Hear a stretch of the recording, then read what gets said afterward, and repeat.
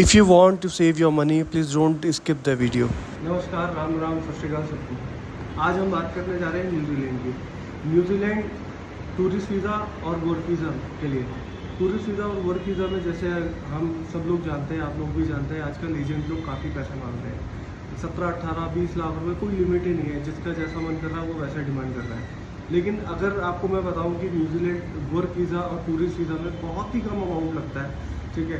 आप ये मान के चलिए कि जितना पैसा आप एजेंट्स को दे रहे हैं, जितना पैसा आप टूरिस्ट वीज़ा के लिए या वर्क वीज़ा के लिए दे रहे हैं, एजेंट्स को दे रहे हैं, उतने में आप वहाँ जाके रह भी लेंगे, 2-3 महीने का खर्चा भी निकल जाएगा आपका, और वहाँ जाके आप इजीली जॉब ढूंढ लेंगे, ठीक है।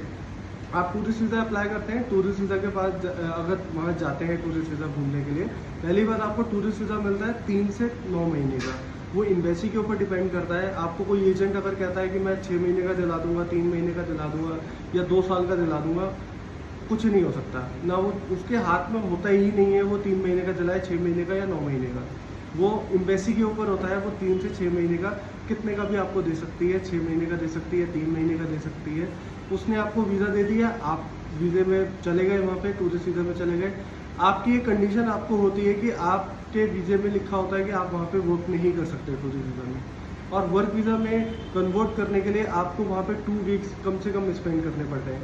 2 वीक स्पेंड करने के बाद आप वहाँ पे जाके, जैसे ऑनलाइन वेबसाइट्स हैं वो मैं आपको मेंशन कर दूंगा। ऑनलाइन काफ़ी वेबसाइट्स हैं, उसमें वेबसाइट्स में आप जाके जॉब्स वगैरह ढूंढ सकते हैं। और जॉब ढूंढने के बाद उसमें आप जो जॉब में डिस्क्रिप्शन दिया हुआ है, डिस्क्रिप्शन में लिखा हुआ है, वो आप अपने रिज्यूम कीवर्ड्स में डालिए, जिससे कि आपका रिज्यूम शॉर्ट लिस्टेड हो। और एक गलती कभी मत करिएगा न्यूजीलैंड जाके कि अगर आपको पोर्टल में आपके हिसाब से आप 10 जॉबें पूरी दिख रही हैं तो 10 के 10 में आप अप्लाई कर देंगे। ये गलती कभी मत करिएगा।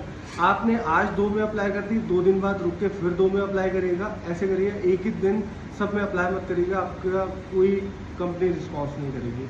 और आपने जिसमें अप्लाई कर दिया उसका कई बार पोर्टल में ईमेल आईडी मेंशन होती है, फ़ोन नंबर मेंशन होता है, तो आप फ्री हैं उनको कॉल करने के लिए, उनको मेल करने के लिए।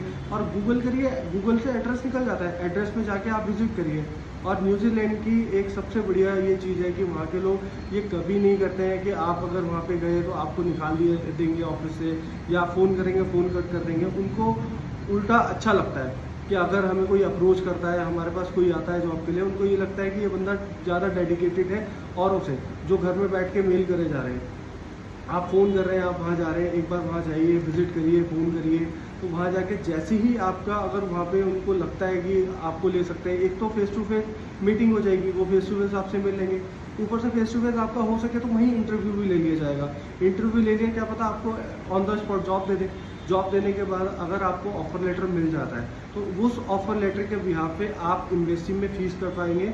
जो फीस का चार्ज होता है $100 से $200 के बीच में, 150 भी आ सकता है, 170 भी आ सकता है, और $100 भी आ सकता है, ठीक है। उतना मिनिमम आप चार्ज देंगे। वो आपका टूरिस्ट वीज़ा कैंसिल करके आपका वर्क वीज़ा इशू कर देंगे। लेकिन उसमें भी एक कंडीशन है, उसमें ये कंडीशन होगी जितने ईयर्स का आपका ऑफर लेटर में लिखा होगा कि इतनी ईयर्स की जॉब है आपकी, 1 ईयर की, 2 ईयर की, उतने का ही आपको वीज़ा मिलेगा। ऐसा नहीं है कि 1 ईयर की जॉब है तो आपको वीज़ा 5 साल का वर्क वीज़ा मिल जा रहा है, ऐसा नहीं होता है। आपको उसमें 1 साल का वीज़ा मिला, उसके बाद आप एक्सचेंज कर सकते हैं, कंपनी आपको एक्सचेंज करवा के देगी, या आपको दूसरी कंपनी पसंद आती है, हाई पैकेज में देती है, तो आप दूसरी कंपनी में शिफ्ट कर सकते हैं। ऐसे करके रिन्यूअल करवाएंगे, वर्क वीज़ा रिन्यूअल करवाएंगे ऐसे 5 साल तक। उसके बाद आप पीआर के लिए एलिजिबल हो जाते हैं। आप वहाँ पे आसानी से पीआर डाल सकते हैं और पीआर आसानी से न्यूजीलैंड में आ जाती है। उसके बाद अगर आप बात करें पेपर फॉर्मेलिटी टूरिस्ट वीज़ा में, टूरिस्ट वीज़ा में मिनिमम पेपर फॉर्मेलिटी रहती है। अगर आप जॉब करते हैं तो सैलरी स्लिप आपकी चाहिए होती है। अगर आप बिजनेस हैं तो आईटीआर, आपके फर्म के डॉक्यूमेंट चाहिए होते हैं, जीएसटी नंबर चाहिए होता है। आपके अकाउंट में 3 से 4 लाख रुपए होने चाहिए मिनिमम।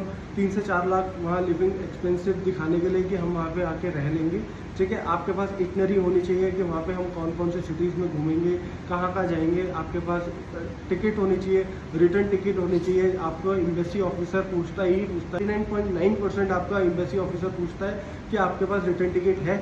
आप वहाँ पे, अगर आपके पास रिटर्न टिकट है तो आपको वहाँ पे अंदर एंटर होने दिया जाता है। इसलिए आप यहीं से रिटर्न टिकट करवाइए, आपका इजीली वीज़ा आ जाता है। ऑनलाइन पेमेंट कर सकते हैं, ऑनलाइन आप टूरिस्ट वीज़ा अप्लाई कर सकते हैं।